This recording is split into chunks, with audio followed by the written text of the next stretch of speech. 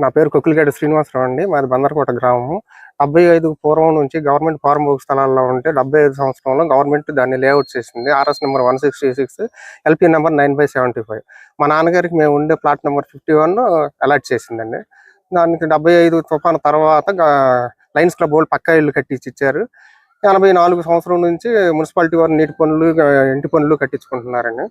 తర్వాత 77 తుఫాను తర్వాత మన పక్కా ఇల్లు 90 తుఫాన్ తర్వాత పక్కా ఇల్లు కూలిపోతే పూరి ఇల్లు వేసుకుని ఉంటున్నాము.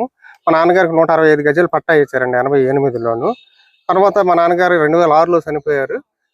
నా భార్య పేరున అదే ఆర్ఎస్ నెంబర్, అదే 51 ఫ్లాట్ నెంబర్కి పొజిషన్ సర్టిఫికెట్ ఇచ్చారండి. అయితే ఇల్లు కట్టుకుందాం అనేసి మేము పక్కా ఇల్లు కట్టుకుందాం అనుకునేసరికి 2008లో లోయ శ్రీనివాసరావు మరి వాళ్ళ అనుసరులు వచ్చి మా గోళ్ళ కూల్చి కరెంటు మీటర్లు పగలగొట్టి దొడ్లో బాత్రూమ్లన్నీ పాల్గొట్టేశారండి. మేము కోర్టును ఆశ్రయించాం, పోలీస్ కేసులను పెట్టాము. మాకు కోర్టులో న్యాయం జరగట్లేదని మేమే 2015లో ఆడదా ఆక్రమించామని కోర్టులు నమ్మించి మా పిటిషన్ డిస్మిస్ చేస్తున్నారని మేము సీఎం చంద్రబాబు నాయుడు గారిని కలవటం జరిగిందండి. ఆయన వెంటనే సీరియస్గా యాక్షన్ తీసుకోమన్నారు. అధికారులకు పంపారు. కలెక్టర్ గారికి వచ్చింది. కలెక్టర్ గారి దగ్గర నుంచి డిఆర్ఓ గారి దగ్గరికి, డిఆర్ఓ దగ్గర నుంచి ఆర్డీఓ దగ్గరికి, జేసీ గారిని అందరినీ కలవటం జరుగుతుందండి. మేము ఇప్పుడు 5-6 నెలల నుంచి తిరుగుతున్నాము. వచ్చి మేము అసైన్మెంట్ ల్యాండ్ అదే ఆర్ఎస్ నెంబర్లో వాళ్ళకి ప్లాట్ నెంబర్ 33 ఇచ్చారు. అది కాకుండా వైఎస్ఆర్ గవర్నమెంట్ లో వాళ్ళు ముగ్గురు అన్నదమ్ములకి 3 ప్లాట్లు ఇచ్చారండి. మేము వచ్చి ఖాళీ చేయిస్తామని అంటున్నారు. 4-5 నెలల నుంచి తిరుగుతున్నాం. ఆర్డీఓ గారు అన్నారు, జేసీ గారు అన్నారు, ఎంఆర్ఓ గారు వస్తున్నాం అని అంటున్నారు. కాలయాపన జరుగుతుంది కానీ మాకు పని జరగట్లేదండి. కాకపోతే మా పాప ఈ కడుపులో ఉండగా కరెంట్ నరికేశారండి. 19 సంవత్సరాలండి. ఇప్పుడు బీటెక్ సెకండ్ ఇయర్ చదువుతుంది. ఇప్పుడు ఆడపిల్లతో సహా మరుగుదొడ్డు లేక బయటకు వెళ్లాల్సిన పరిస్థితి ఏర్పడుతుంది.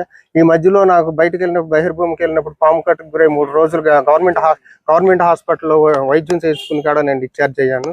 మేము ఇంత ఇదిగా మేము అధికారుల చుట్టూ తిరుగుతున్నా కానీ మాకు న్యాయం జరగట్లేదు. ఇంట్లో దోమతెరలు కట్టుకుని కరెంటు లేక మన దీపాలు వెలిగించుకుంటూ చాలా ఇబ్బందులు పడుతున్నాం. మాకు న్యాయం జరగాలని మేము అడుగుతున్నాం. ఈ రోజు కూడా కలెక్టర్ గారిని కలవటం జరిగింది.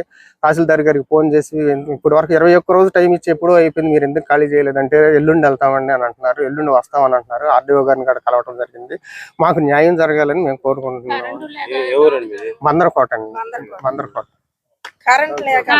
పాప కడుపుతో ఉన్న కాడి నుంచి మేము నరకం అనుభవిస్తున్నాం సార్. 19 సంవత్సరాలు అయింది. కరెంట్ లేదు, బాత్రూములు లేవు, బాత్రూములు పడేసారు. పసి పిల్లని పెట్టుకుని బయటికి తిరగాల్సి వస్తుంది. ఎండ లేదు, వాన లేదు. కరెంట్ లేకుండా దోమల తెరలతోటి ఎంత నరకం అనిపిస్తున్నాం. మా పాప ఇప్పుడు చూడండి ఎంత నరకం అనిపిస్తున్నాం. మేము బయటకు వెళ్ళాలంటే అసలు చావే ఒకటి శరణ్యం అయిపోతుంది. మాకు న్యాయం జరగాలని చూస్తున్నాం. బతకాలో సావాలో కూడా తెలియట్లేదు. మాకు న్యాయం చేయాలి. న్యాయం జరగట్లేదు సార్. అందుకని ఎంతవరకు న్యాయం జరగాలి.